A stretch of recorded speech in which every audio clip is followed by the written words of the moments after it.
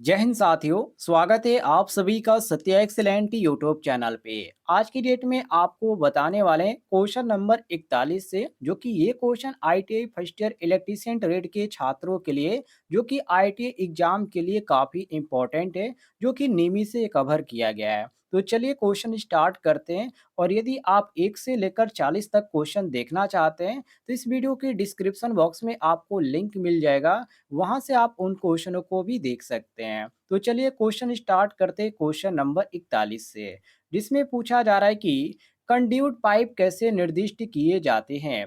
A option लंबाई metre में, B option दीवार की मोटाई एमएम में, और यहाँ पर दिया गया सी ऑप्शन आंतरिक व्यास एमएम में, डी ऑप्शन दिया गया बाह्य व्यास एमएम में। तो एक चीज आप ध्यान रखिएगा, कंड्यूट पाइप की विशेषता की यदि हम बात करें तो कंड्यूट पाइप को हम कहाँ पर फिट करते हैं, तो दीवार के अंदर फिट करते हैं। ये चीज आप ध्यान रखिएगा। क्वेश्चन को आप भूल जाइए, थोड़ा सा इसके बारे में आप जानकारी देख लीजिए। जो कंड्यूट पाइप होती है किस चीज की बनाई जाती है, तो पीवीसी की बनाई जाती है। किसकी बनाई जाती है साथियों, पीवीसी की बनाई जाती है। और इसका जो प्रयोग होता है वहां पर किया जाता है जहां तापमान अधिक होता है। और ये जो बनाई जाती है GAI का बनाया जाता है, इसको भी ध्यान रखिएगा। और यदि इसकी बात करें न्यूनतम व्यास की, तो इसका जो व्यास होता है पीवीसी पाइप का, वो 19 एमएम होता है। कितना होता है, 19 एमएम होता है। और इसका अधिकतम जो व्यास होता है वो 65, कितना, 65 एमएम तक होता है। इसको ध्यान रखिएगा। और लंबाई कितना होता है, 3 मीटर तक होता है। और इसमें क्वेश्चन में यहाँ पर पूछा जा रहा है कि कंड्यूट पाइप कैसे निर्दिष्ट किए जाते हैं। तो साथियों, ये निर्दिष्ट किया जाता है बाह्य व्यास एमएम में, जो कि ऑप्शन में आपको यहाँ पर डी देखने को मिल रहा है। बिल्कुल करेक्ट आंसर मिला लीजिएगा। आगे बढ़ते हैं, अगले क्वेश्चन को देखिए। यदि आपको किसी भी क्वेश्चन में किसी प्रकार का डाउट है तो आप लोग कमेंट बॉक्स में पूछ लीजिएगा, आपको जानकारी मिल जाएगी। अगला क्वेश्चन साथियों आपके सामने क्वेश्चन नंबर 42, जिसमें पूछा जा रहा है कि पुनः तार बांधने योग्य फ्यूज के लिए फ्यूजिंग फैक्टर क्या है। ये ऑप्शन, जो कि यहाँ पर 1.1 दिया गया और 1.4, 2.1 और यहाँ पर 2.5 दिया गया है। लेकिन साथियों, जो फ्यूजिंग फैक्टर होता है वो 1.4 होता है। कितना होता है, 1.4 होता है। इसको आप नोट कर लीजिएगा। आगे बढ़ते हैं, अगले क्वेश्चन को देखिए। अगला क्वेश्चन आपके सामने क्वेश्चन नंबर 43, जिसमें साथियों क्वेश्चन नंबर 43 में यहाँ पर पूछा जा रहा है कि पेटेंट होल्डर संयोजन के लिए अंडर राइटर की गांठ का उद्देश्य क्या है। ए ऑप्शन ढीले संयोजन से बचाव, बी ऑप्शन यांत्रिक शक्ति में वृद्धि, सी ऑप्शन अत्यधिक कैप कवर दबाव को रोकना, और डी ऑप्शन दिया गया समान के टर्मिनलों से तनाव कम करें। तो साथियों ध्यान रखिएगा, किस चीज की बात कर रहा है, तो पेटेंट होल्डर की बात कर रहा है। तो होल्डर क्या होता है, होल्डर एक सहायक सामग्री होता है, जो कि इसका जो प्रकार होता है साथियों, उसमें आपको पेटेंट होल्डर और एक आपका पेटेंट होल्डर होता है। और इसकी कई विशेषताएं भी होती है, जो कि ये जो होता है टर्मिनलों के तनाव को कम करता है, और जो कनेक्शन होते हैं उसको ये सही करता है। मतलब कि जो इसका असली कार्य होता है वो एक सहायक के तौर पे ही किया जाता है। और इसमें जो आपका सही दिया गया है, समान के टर्मिनलों से तनाव कम करें, ये आपका ऑप्शन नंबर डी दिया गया है। आप सभी ऑप्शनों को ध्यान से पढ़ लीजिएगा, क्योंकि परीक्षा में जो सबसे ज्यादा कंफ्यूजन क्रिएट होता है वो ऑप्शनों को देखकर ही होता है। तो आप सभी ऑप्शन को ध्यान से देख लीजिएगा। आगे देखिए अगले क्वेश्चन को, क्वेश्चन नंबर 44 को, जिसमें साथियों पूछा जा रहा है कि फ्यूज कौन से प्रकार का है। ये जो आपके सामने एक फ्यूज देख रहे हैं, ये कौन से प्रकार का फ्यूज है, ये क्वेश्चन में पूछा जा रहा है। तो साथियों इसको बोला जाता है HRC। क्या बोला जाता है, HRC, जिसका पूरा नाम होता है हाई रेप्चरिंग कैपेसिटी। ध्यान रखिएगा। और इसमें कौन सा हमारा ऑप्शन सही दिया गया है, तो ऑप्शन नंबर बी दिया गया है। बिल्कुल करेक्ट आंसर, हाई रेप्चरिंग क्षमता फ्यूज या हाई रेप्चरिंग कैपेसिटी फ्यूज आप बोल सकते हैं। बी ऑप्शन करेक्ट आंसर हो जाएगा।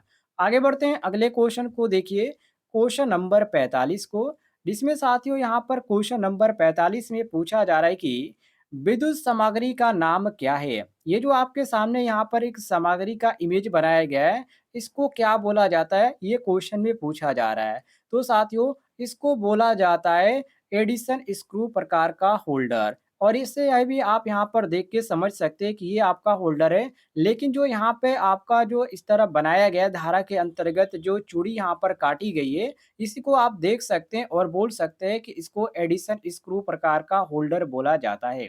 इतना आप ध्यान रखिएगा।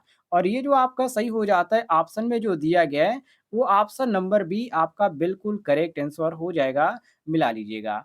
आगे बढ़ते हैं अगले क्वेश्चन को देखिए साथियों, क्वेश्चन नंबर 46 को, जिसमें पूछा जा रहा है कि वायरिंग परिपथ में प्रयुक्त सामग्री का नाम क्या है? जैसे कि ए ऑप्शन यहाँ पर दिया गया link, B option fuse, C option pull switch और डी ऑप्शन दिया गया प्लग और socket. Very very important question है। देखिए साथियों, ये जो है एक क्या है सॉकेट है, और ये क्या है ए है, क्या है एक सॉकेट है। और इसमें जो आपका सही दिया गया वो आपका ऑप्शन नंबर डी दिया गया है। इसको आप प्लग और सॉकेट बोल सकते हैं, क्योंकि जो यहाँ पर जो आपको देखने को मिला है ऊपर वाला जो हिस्सा है इसको बोला जाता है प्लग, और नीचे वाला जो हिस्सा है इसको बोला जाता है सॉकेट। इसको आप ध्यान रखिएगा, और ये काफ़ी ईज़ी क्वेश्चन है, सभी लोग ध्यान से देख लीजिएगा। एक बार आप समझ गए तो आसानी से ऐसा क्वेश्चन आता है तो आप इसको सॉल्व कर पाएँगे। तो यहाँ पर आपका जो सही हो जाता है ऑप्शन नंबर डी बिल्कुल करेक्ट आंसर हो जाता है, सभी लोग मिला लीजिएगा।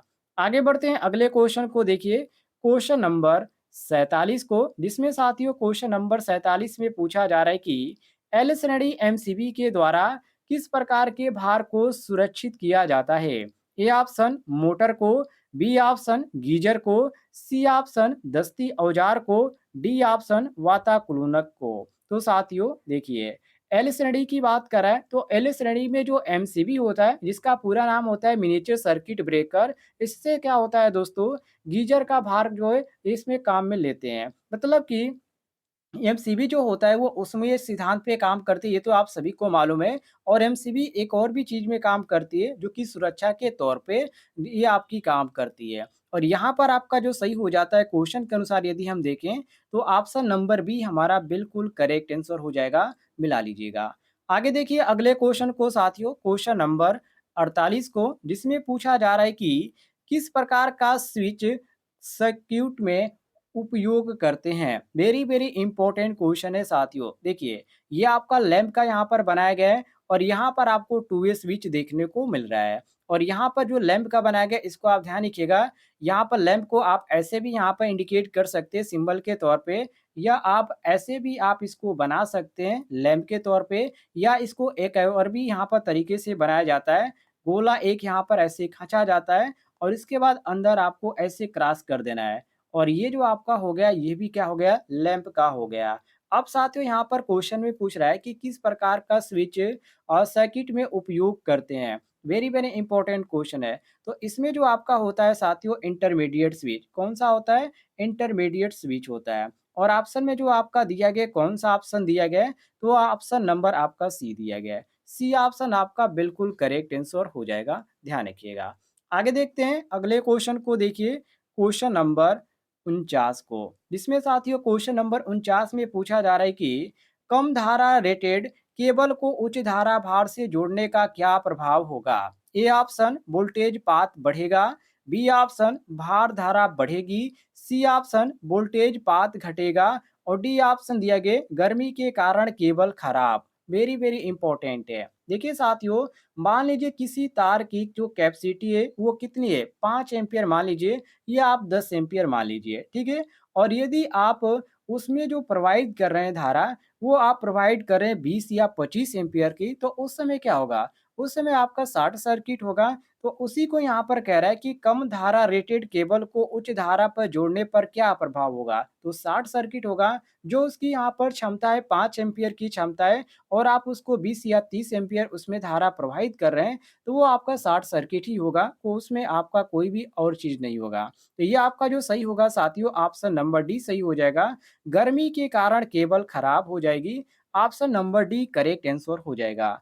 आगे देखिए अगले क्वेश्चन को। अगला क्वेश्चन आपके सामने क्वेश्चन नंबर 50, जिसमें साथियों पूछा जा रहा है कि कंड्यूट सामग्री, यहाँ पर क्वेश्चन को देखिए, इसमें पूछा जा रहा है कंड्यूट सामग्री का क्या नाम है? ये जो आपके सामने सामग्री यहाँ पर दिखाई जाती है, ये इसको बोला जाता है निरीक्षण बैंड। क्या बोला जाता है साथियों? निरीक्षण बैंड बोला जाता है, ध्यान रखिएगा। और ये जो आज की हमारी वीडियो हुई है, ये 5 नंबर की वीडियो हुई है और इससे पहले मैंने 4 वीडियो कंप्लीट करा दिया है। यदि आपने वो वीडियो नहीं देखा है, तो इस वीडियो के डिस्क्रिप्शन बॉक्स में आपको लिंक मिल जाएगा, वहाँ से आप पिछली वीडियो देख लीजिएगा और किसी भी क्वेश्चन में आपको किसी भी तरह का कन्फ्यूजन है, तो कमेंट बॉक्स में पूछ लीजिएगा, आपको जानकारी मिल जाएगी।